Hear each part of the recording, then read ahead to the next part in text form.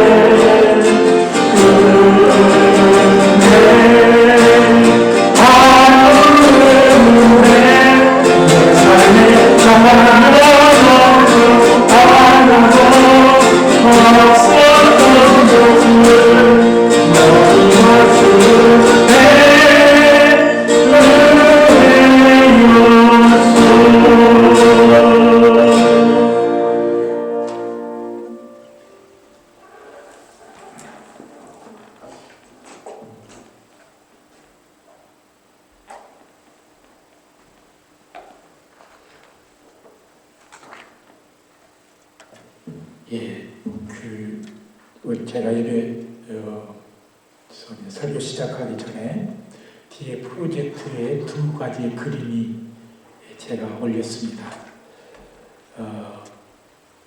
우리가 유대인들의 정통적인 그런 사람들을 향하여서 이 그림에 나오는데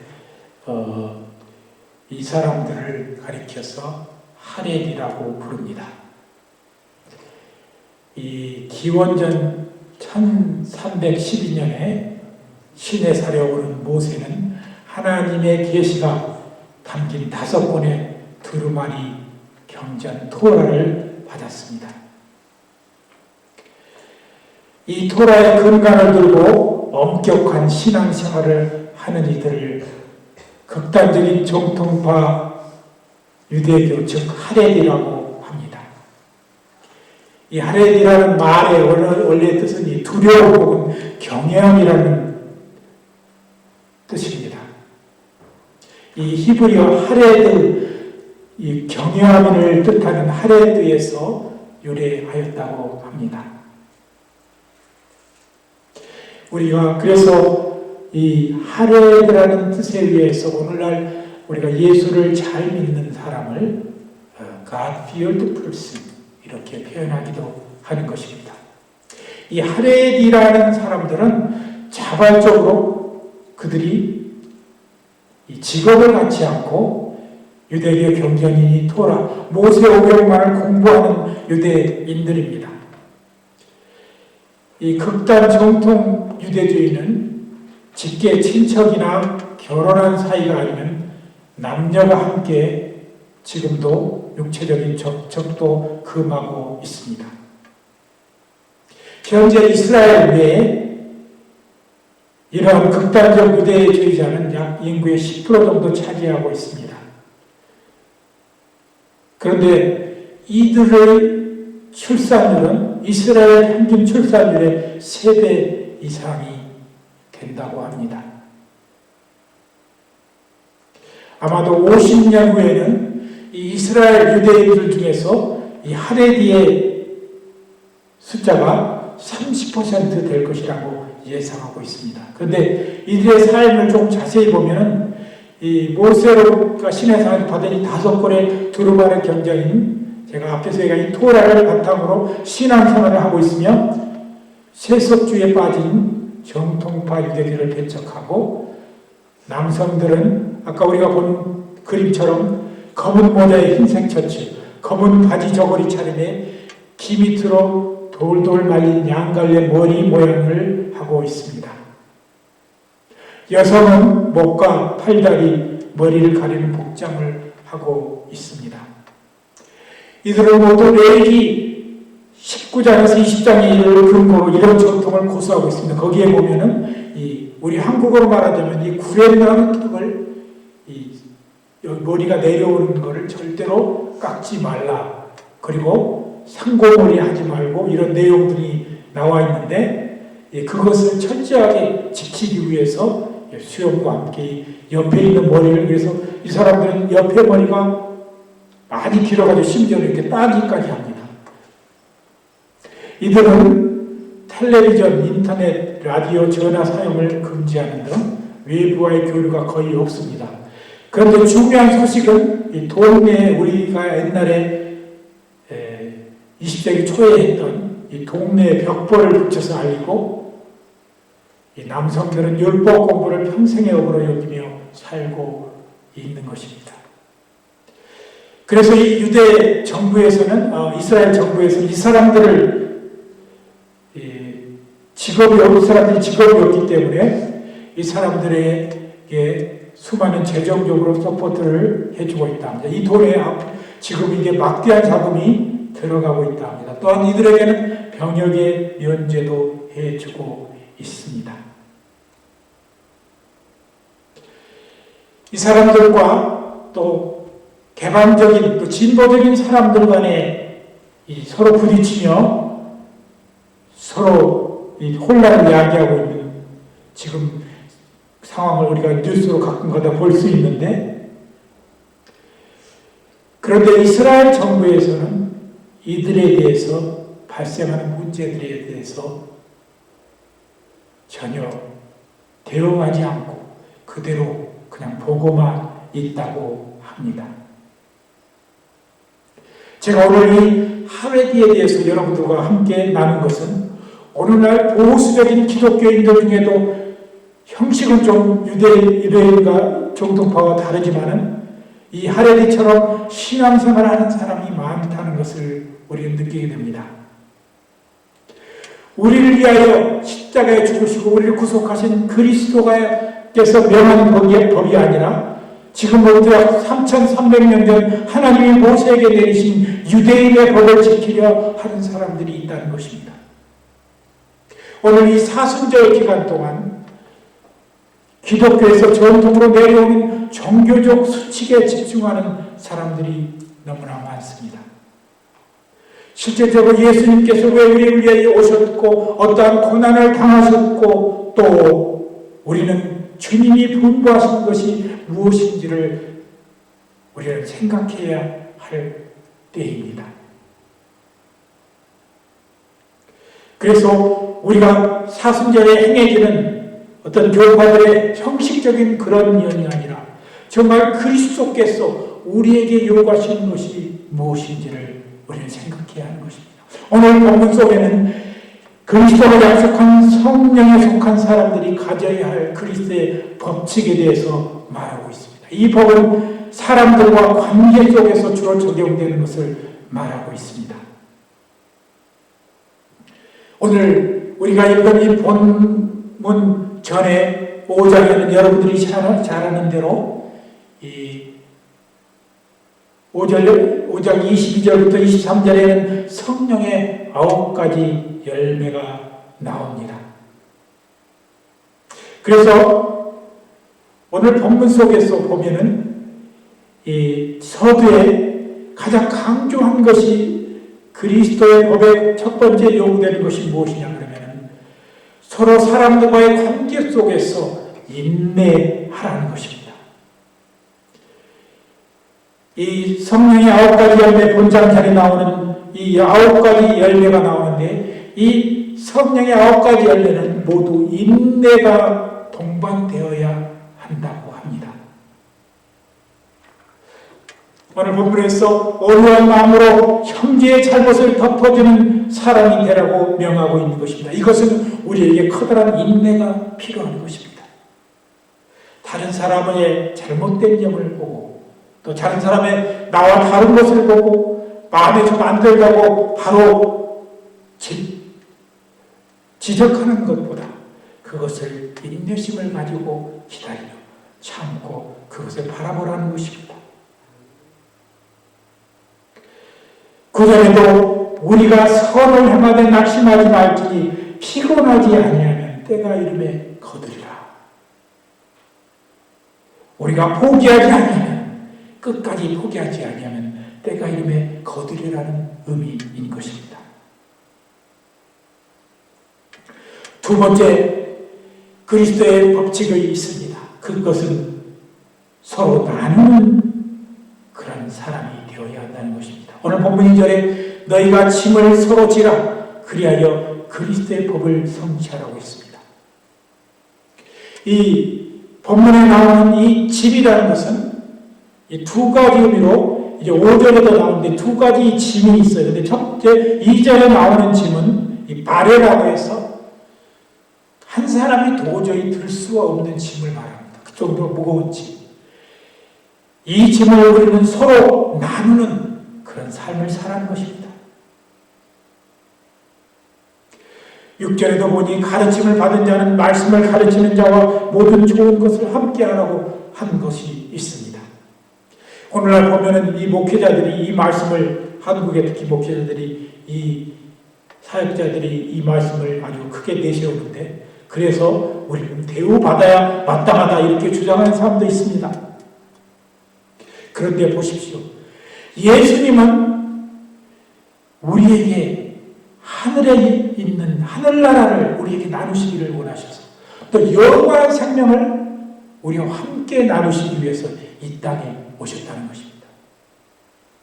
하나님 우편에서 그 영광스러운 그 영광, 슬픔도 없고 오직 영광만 있고 기쁨만 있고 좋은 것, 가장 아름다운 것만 있는 그 나라를 예수님은 당신만 누리기를 원하시는 것이 아니라 우리와 함께 나누시기 위해서 이 땅에 오셨다는 것입니다. 그래서 하늘의 영광을 다 버리고 온갖 고난을 받으시고 십자가에 죽으시기까지 고통을 참으시면서 이 귀한 것, 이 아름다운 하늘나라를, 주님의 나라를 세상에 있는 나의 자녀들과 함께 나누어야겠다는, 나의 친구들과 함께 나누어야겠다는 것이 예수님이 오신 그런 계기인 것입니다. 제가 우리 교회 성도들 중에 지금 여기는 없는데 전도를 좀 열심히 우리가 해서 교회 성도들을 많이 이끌어오십시다. 몇 년 전에 그런 얘기를 했더니 이 귀중하고 소중한 것을 우리만 누리지 자꾸 사람들한테 전해서 그 사람들도 같이 누리면 번거로워 복잡해져 뭐 이런 얘기를 농담으로 한 적이 있는데, 우리는 이 귀한 것을 함께 나누는 그런 삶을 살아야 한다는 것입니다. 초대교회 사도행전 2장에 보면 제일 먼저 그들이 은혜를 받은 다음에 온갖 것을 가져와서 귀한 것들을 서로 나누며 유무상통을 했던 것을 우리는 잘 알 것입니다. 심지어는 자기의 가진 모든 재산을, 소중한 것들을 다 교회에다 바치고 서로 나누기를 원했다는 것입니다. 오늘 이 그리스도인들 중에서도 보면은 다른 사람들과 나누라고 그러니까 마지못해서 나누는데 자기가 쓰고 살다가 이제 정 필요 없으면 갖다가 나누는 사람들이 있음을 제가 보게 됩니다. 그런데 참 우리 교회 성도들을 보니까 저희는 참 감사한 것은 우리 성도분들은 좋은 것이 있으면 함께 나누는 그런 아름다운 관습이, 그런 아름다운 우리의 전례가 있음을 우리는 보게 됩니다. 자기가 가진 것, 가져가 처음 산 것, 그것들을 성도들 생각해서 가져와서 함께 나누는 이런 아름다운 그런 전례가, 아름다운 그런 규례가 더 우리에게 이어지고 우리 교회가 주님 안에서 찬양, 주님이 영광 받으시는 그런 교회가 되기를 원하는 것입니다. 그런데 또 이 예화를 조금은 재미있는 예화를 하는데, 제가 어렸을 때는 저희 어머님이나 또 이렇게 부모님 세대들이 잔치에 가면은 저희가 따라가거나 그러면은 꼭 이렇게 음식들을 드시다가 꼭 귀하게 이렇게 싸셔가지고 꼭꼭 싸셔가지고 집에 가져옵니다.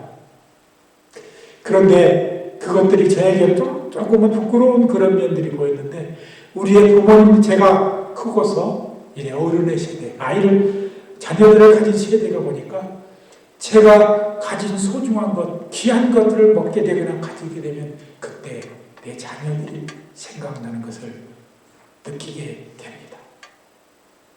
이 풍습이 가만히 보니까 우리 한국 사람만 가지고 있는 풍습이 아니라, 제가 일하면서 다른 나라 사람들이 이렇게 그 파티를 하고 나서 보면은 그 사람들도 되게 이렇게 어머님들이 그것들을 싸가지고 가는데 집에 있는 자기 식솔들을 생각하면서 그렇게 싸가는 것을 보게 됩니다. 어쩌면은 이런 귀한 사람들이 우리 교회 안에도 나의 형제 자매들을 위해서 생각하고 나누는 그런 아름다운 전례가, 아름다운 교회에 이런 것들이 이루어지고 또 정립이 되어서 교회의 아름다운 풍속으로 우리가 전해졌으면 하는 귀한 마음이 있습니다. 세 번째, 그리스도의 법칙은 자신을 낮추는 겸손의 법칙입니다. 오늘 3절, 4절 말씀에 만일 누가 아무것도 되지 못하고 된 줄로 생각하면 스스로 속임이니라. 각각 자기 일을 살피라. 그리하면 자랑할 것이 자기에게만 있고 남에게는 있지 아니하리라고 하십니다. 7절에 또한 스스로 속이지 말라. 사람은 만홀히 여김을 받지 아니하시나니. 죄송합니다. 하나님은 만홀히 여김을 받지 아니하시라니 이렇게 말씀하고 있습니다. 이 원어를 만홀히 여긴다는 말을 좀 어려워서 원어에 찾아보니까 이 헬라어 해석 사전을 찾아보니까 이 만홀이라는 단어가 이 쿡테르라고 표현하고 있는데 그 의미가 뭐냐 그러면 이 코를 축게 올리다.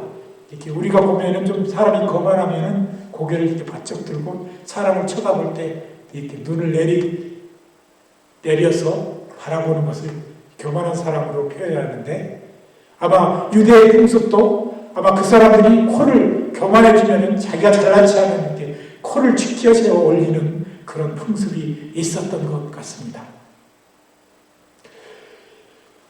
우리 그리스도가 우리에게 보여주셨던 것은 바로 자신을 낮추는 겸손의 법칙이었음을 제가 지난주에도 말씀을 드렸습니다. 우리가 주님이 친히 자기 자신을 낮추고 우리에게 오셨던 것처럼 우리는 그런 것들을 본받아 우리는 자신들을 낮추어야 한다는 것입니다. 그리고 끝으로 또 하나의 마지막 그리스도의 법칙은 사랑과 희생의 법칙을 우리는 준수해야 하는 것입니다. 이 10절에 보니까 그러므로 우리는 기회 있는 대로 모든 이에게 착한 일을 하되 더욱 믿음의 가정들에게 할지니라 이렇게 얘기했는데, 여기서 이 착한 일과 또한 9절에 나오는 선과는 조금 다르다는 것을 말합니다. 이 여기서 나오는 착한 일은 바로 신적인 사랑, 아가톤으로 표현하고 있고, 9절에 나와 있는 이 선은 이 칼로스, 인간적으로 표현할 수 있는 좋은 것을 말하고 있다는 것입니다. 그런데 오늘 이 본문 10절에 말하고 여기서 우리에게 주는 가장 귀한 메시지는 어떤 것이냐면 믿음의 가정들에게 할지니라 이렇게 표현하고 있는데, 여기 문항을 자세히 보면 이것이 단순한 내가 속해 있는 그 믿음의 가정들만이 아니라 이 우주적인 형제들을 말하는 것입니다. 믿음을 가정을 말한다는 것입니다. 우리 기독교인들은, 그리스찬들은 좀 더 마음을 넓게 가지고 사랑과 희생을 법칙을 적용할 때 단순하게 내 가족 안에만 적용하는 것이 아니라 믿음에 그냥 교회 안에만 적용하는 것이 아니라 온 그리스도를 따르는 모든 사람들에게 함께 그것을 서로 사랑하고 희생을 하는 그런 법칙을 이해해야 한다는 것입니다. 이제 말씀을 마치겠습니다. 이 사랑, 성령의 9가지 열매, 이 9가지 열매를 마지막 온유와 절제니 이 모든 것을 금지할 법이 없느니라 라고 얘기했는데, 이 말에 좀 더 2가지 의미가 있습니다. 이 사랑의 9가지 열매를 이루기 위해서는 항상 만족함이 없이, 제한점이 없이 끝없이 시행하는 2가지 그런 의미가 있고, 또 2번째 의미는 뭐냐 그러면 이것은 맨데토리가 아니라 권하는 것이라는 것입니다. 그렇기 때문에 그리스도의 법칙은 율법, 제가 소두에 대한 이 할례디가 이것을 안 하면 마치 하나님으로서 벌받는 것처럼 하나님을 두려워하면서 해야 하는 것보다 그리스도께서 가르치신 그 사랑이 너무나 크기에 우리 스스로 그 일을 할 수 없고는 견딜 수 없는 그런 심령으로 하라는 것입니다. 무엇을 부을 수가 있어서 강압적으로 꼭 일을 해야만 하는 것이 아니라 내가 그리스도의 사랑, 놀라운 은혜와 사랑을 받아서 나를 다른 사람을 위해 드리는 희생을 드리는 것이, 또 다른 사람을 사랑하는 그 모습이 내 속에 있는 그 사랑이 너무 주체할 수가 없어서 그들을 사랑할 수밖에 없는 그런 위치까지 우리가 가야 된다는 것입니다. 이것이 바로 그리스도의 법칙인 것입니다. 누가 하라고 강압하지 않습니다. 스스로 그 한계를 정하지 않고 끝없이 주님의 사랑을 실천해가는 것이 그리스도의 법칙이라는 것입니다.